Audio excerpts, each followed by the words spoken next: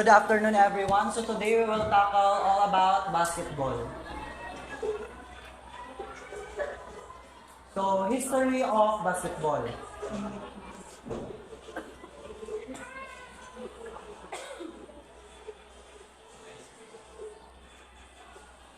So, basketball was invented by James Naismith in Springfield, Massachusetts. So, si James Naismith kuno siya kunoan sinataon niya ka-invent ng basketball. Gi-invent niya sa Springfield, Massachusetts. The year was 1991.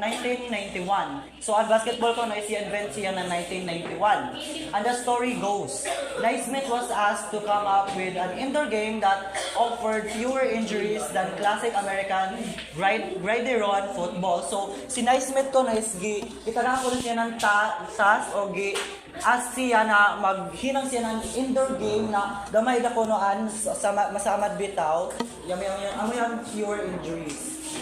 So Naismith, he came up with a 9-on-9 game that involved shooting a ball into a pitch basket. So amo yung kuman yon basketball na ginaduan ng mga lalaki kuman na i-shoot nila ang bola sa basket.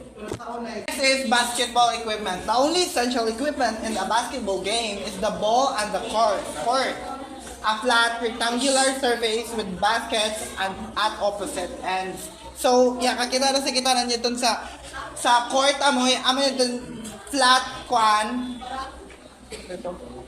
surface tapos rectangular surface with baskets in the opposite side. So, what talking about by basket can be sub. So, competitive levels requires the use of more equipment such as clocks, score sheets, scoreboards, alternating position arrows, and whistle-operated stop clock system. So, makita na yan nato sa pag makita kita ng basketball yan bula, yun shot clock, yun bitaw yaon sa board. Makita mo sa board ko na ang time, tapos nga sa skilled na side is nga mo makita ang score. So, next we have basic skills. First, we have dribbling and shooting. So first, dribbling. Dribbling is an important skill for all basketball players. This skill will allow you to move up and down the court, maneuver past defenders, and execute plays. Proper dribbling requires ball handling skills and knowledge of how to spread your fingers for ball control. It also best if you know how to dribble equally well with both hands. So in basketball, dribbling is important talaga. Kaya mo kaya sa pag-dribble sa good is sa basketball ang pinakakuagad ang dribbling kay kung di ka kahibaw mo dribble, useless ani mo pagkahibaw sa basketball kung di ka kahibaw mo dribble, kung shooting na ka. So, kinahanglan ganun yun. So, kinahanglan sa basketball player is mo dribble. Then next, we have shooting. In order to score points in basketball, you need to shoot the ball into the hoop. This requires the ability to properly hold and throw the ball into the air toward the basketball while avoiding defenders. A proper shoot requires precise aiming, arm extension, and lift from the legs. There are different types of shoots you need to learn, including jump shots, layup, and free throws. So sa shooting is sa shooting dikit sa mahimo ng basketball is waray shooting. So and sa pag-shoot kay ng bola is may proper kay ng paggamit ng bola bitaw. So makita niyo sa una kay gawinan nga din. Yaon, di ko ano tapos ano kono sige is palaong na to sa kuan ibalik an iyo ini diretso so tapos ano kamot ibalik gapalaong bitaw tapos at ini ato ini kung kaliwanhon ka is amoy ning ilaong nato ibalik diretso tapos ang ini nato amoy ning mag-alalay ibalik sa pagkuan nimo ibalik ilaong mo din ba tapos basa mo na yon. damo isab sa shooting isab damo makuha nato na amo itong gilaw lagi na jump shot, amo itong mula ang paglakso kibali amo yung gilaw na jump shot. So doon nato ang layups, amo itong magmundagan dito na kibali ila ang dating tulo sa layup. And ang free throws, amo itong wala palagi na sa mag-rebound. Next, we have running. Running is a big part of basketball. In a full court game, you will find yourself running back and forth as the game quickly transitions between offense and defense. When you have the ball, running will help you to avoid defenders and get to the basket quicker. On defense, you will find yourself needing to run after the opponent, especially during fast breaks. Sa running is is a big part sa basketball gayud kay labi na sa paghimunan sa pag-defend sa iyo ring sa pag-defend sa ring ng iyo kalaban. Pinag-importante gid ang running labi na gid sa naman ang iba ng mga basketball player is mag-jogging gid sila pahangin kay amo gid pinakakuan gid sa mga basketball player sa pag-defend o sa offense. Next, we have passing. Passing is another skill that we master that can help you become a complete basketball player. Basketball is a team sport that involves finding a teammate who is open for a shot. The ability to pass the ball to this player can make the difference between scoring and not scoring. Really great passers are an important part of basketball team and usually the ones who sit up and scoring plays. So sa passing, pinakakuha gid sa passing is ang uno or ang point guard nila. Ang point guard is amo yan magdahin ng bula, amo yan magkuha na bitan maghimo ng plays sa iban mga kaibanan niya. Amo sabihan siyang pinakabagtik mo pasa kay amo yan maghimo lagi ng plays para maka yon ipapasa niya sa mga tao dito na wala gabantay halos or open o yan para makashot. Pareha na niya di. How done yet to? Last one, we have jumping. Jumping is another skill that can define how good basketball player is. Jumping is involved in offense during jump ball in the beginning, while taking a shot and sometimes while trying to catch a pass. On defensive, you will need the ability to jump when trying to block a shot or a pass. Being able to out jump your opponent for rebound also is important. So sa jumping, yaw nga to ang rebound o ang itong gitawag nato pagtapal or pagblock dito sa ato kalaban. Isa sa pinaka-importante gayud na kuan an sa mga kuan yan sa mga center o ginatawag nato sa mga tag-as bitaw ng mga tao. Amo yan mas importante sa ilang jumping kay sila aktibalin mag-rebound sa ilaw. Each team have maximized 5 players in a court at any one time. Substitution can be made as many times as they wish within the game. So, in sa kada team, ang players gid na yaon na sa court is tag 5-5 na gayon. So, ang sud gid yaon sa game is 10 da kabok tanan. Tapos, ang substitution kay pwede ka mo sub bisan kapila basta yaon sa ano pa yun? Timingon bitaw niyo na yaon. Ano pa itag yaon? Yaon foul, yaon mo tiras siya sa free throw. Timingon niyo na pwede ka mo nga na mo sub. Then the ball can only moves by either dribbling, bouncing the ball, or passing the ball. Once a player put 2 hands on the ball, not includes catching the ball, they cannot dribble or move the ball. Once a player ko magkuha na do kakamot sa bola, dili na yan niya i-dribble kay makakuha na siya double na ang tawag yaon. After the ball goes into team's half and they win possession back, the ball must then make it back over halfway in line within 10 seconds. If the ball fails to do so, that the fouls will be called and the ball will turn over. Each team has 24 seconds to at least shoot the basket. A shot continues either going to basket or hitting a rim on the basket. If after the shot is taken and the ball fails to go to the basket, then the shot clock is restarted for another 24 seconds. So kibali pag mutira ka mo sa ring, Ang pagputira ka mo sa ring, kung ano sabihan niya on. Nag-concert ng 24 seconds kay shot clock sa on. Pag mahurot iyo shot clock, pag di pa ka mo katira, automatic ang bola mahatag sa kalaban. Pag niyo, pag tira niyo na yung pa shot clock, tapos nakasod ka mo, then ang shot clock mo balik pagka 24 seconds. The team trying to score a basket is called the offense. Basta mo na yun. Them trying to prevent them from the scoring is called the defense. The defense must do all they can to stop the offense from scoring by either blocking or shooting or preventing a shot from being fired. So ang kalaban, mag-conquer sila na mo-defense sila sa inyo para dili ka mo kasod. Mangita sila ng paagi para makadepensa na para dili ka mo ka-score. So dapat kung gayon diyon, ano pa? Leak on good ka mo.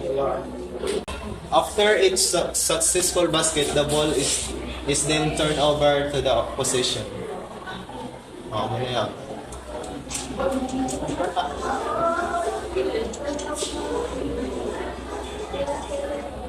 Fouls committed throughout the game will be accumulated, and then when reaching a certain number will be eventually be awarded as a free throw.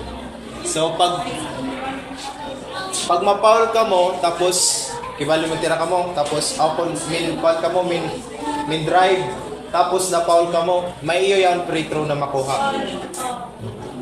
A free throw involves one player from the offensive team, the player fouled, to take a shot on a post from the free throw line depending on where the foul was committed on the number free throw as a player gets.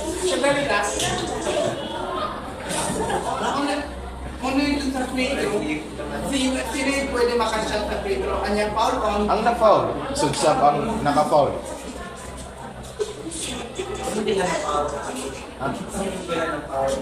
Pag na-touch ka, nakita ng referee na yung na-touch ka ng kalaban, may basta pag-usap ko, hawidan ko, basta hawidan ka ng kuwan.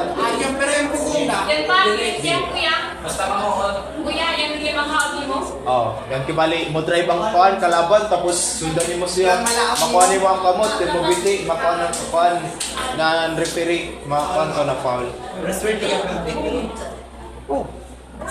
Points gapon yun.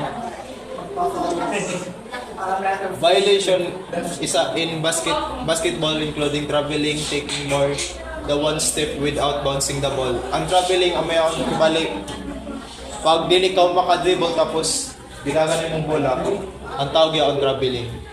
Double dribble, picking the ball up, dribbling, stopping, then dribbling again with two hands. So kibali bola na eh. Mag-anahon mong bola, double na ang tawag yun. Kahit doha kakamot ang yung magituan. Diba na naanan ni mong buwan?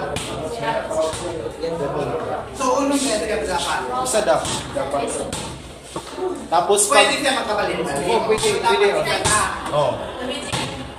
Once na makahawit na parang bola, Once nakawin na ka ng bola, dapat ipasa or i-shot. or i-dribble. Na kinahanglan dili ka ma-double or ma-travel. Ano yan? Goaltending, a defensive player interferes with the ball traveling downward toward the basket. Ang goaltending yaon pag mutira ang kalaban din, yaon na sa kuan, yaon na ang bola yaon na sa ring, o sa taas ng ring, makuha na siya na goaltending. Pag makuha mo ang bola, o makuha mo ang bola, goaltending ng tawag yaon, score yaon ng kalaban.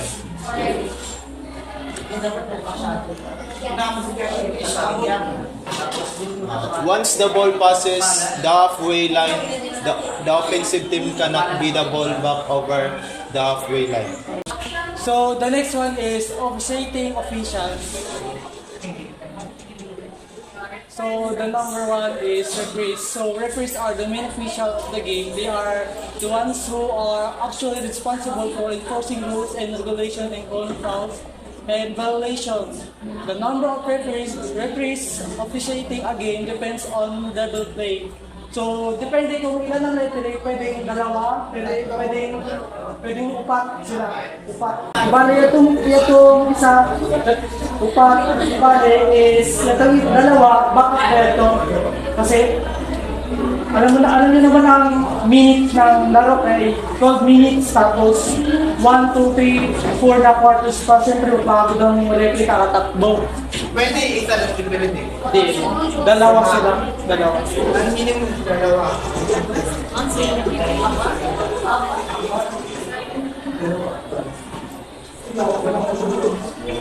So the next one is scorers.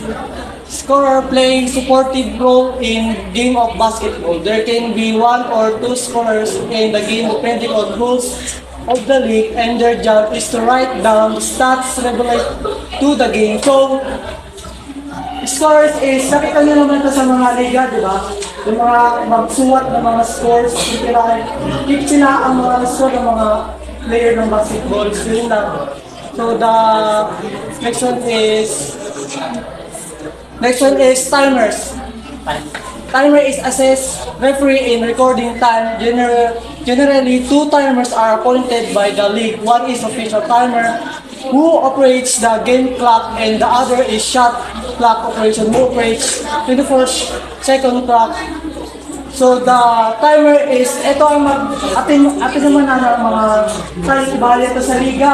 Bali, ang official time doon is 6 minutes lang, tapos sa magbantay doon, mag-assist kung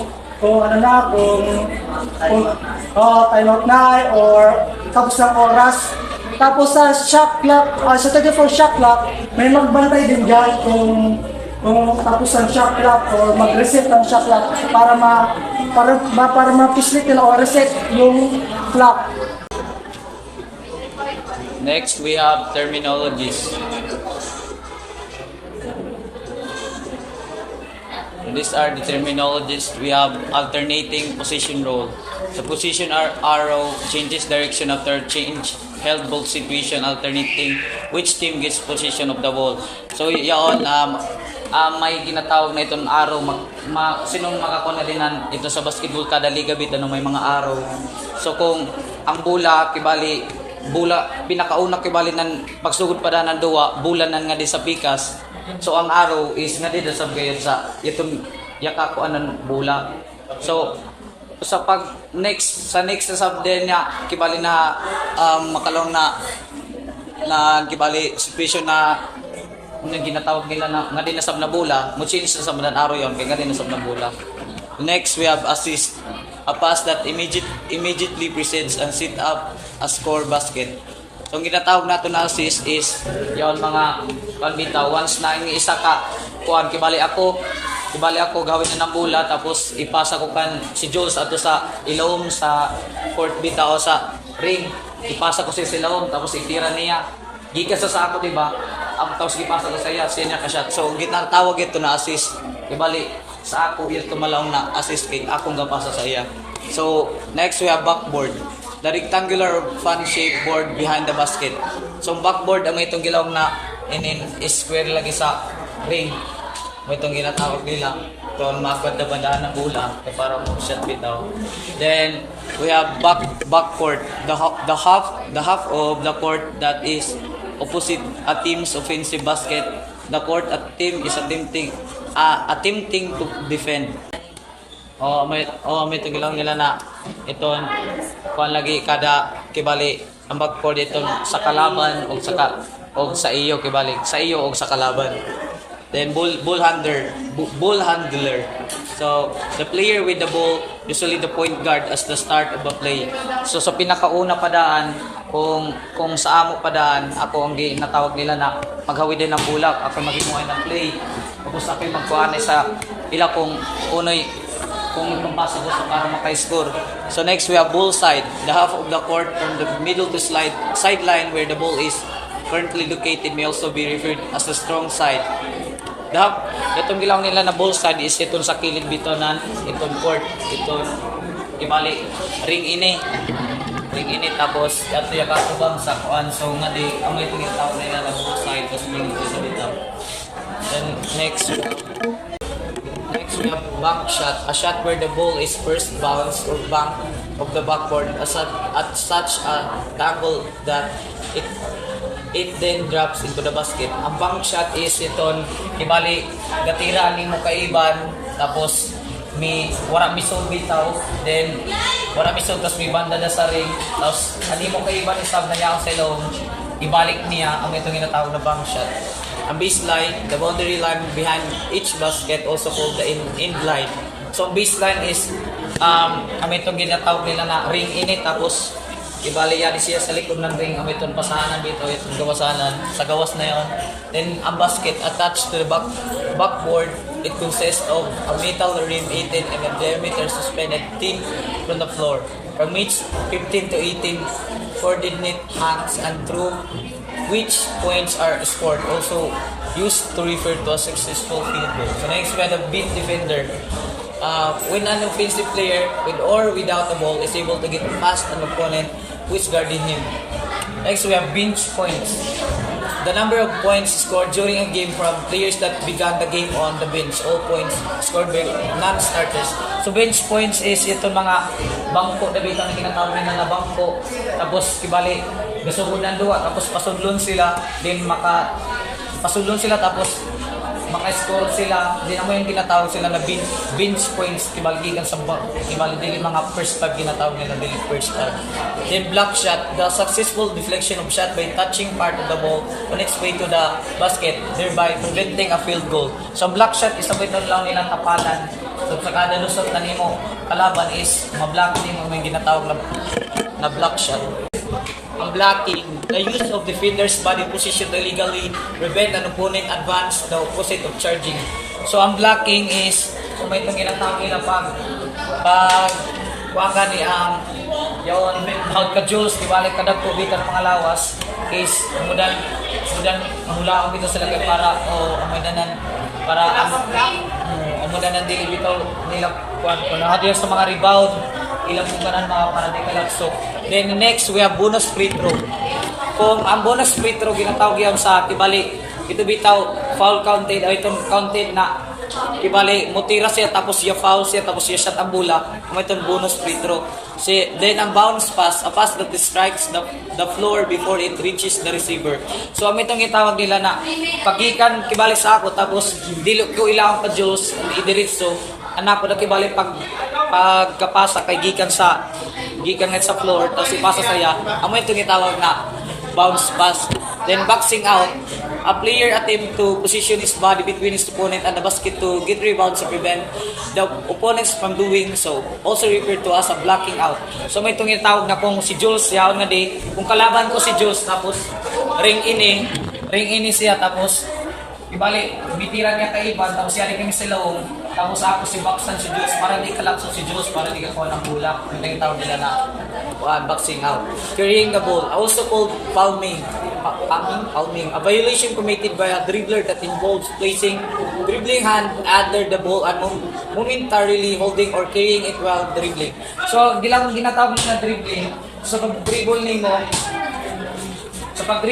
tapos bali, galungan ka, tapos kidagan niyo, pagdagan niyo, tapos nilaong niyo, tapos pagdagan nila, di bali galungan ka, tapos nilaong niyo.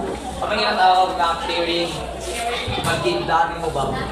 Then, center, also called the pivot player, an offensive position typically played by a tall player who plays mainly in the key areas. So, ang ginatawag na center is yung mga dagkubigan ng mga tao. Amoyan sila sa ibaliyaw gini sa center ni sa ilaw, mura sila sa gawas kay sila sa mga rebounder kay mga tagas ang ginatawag na center.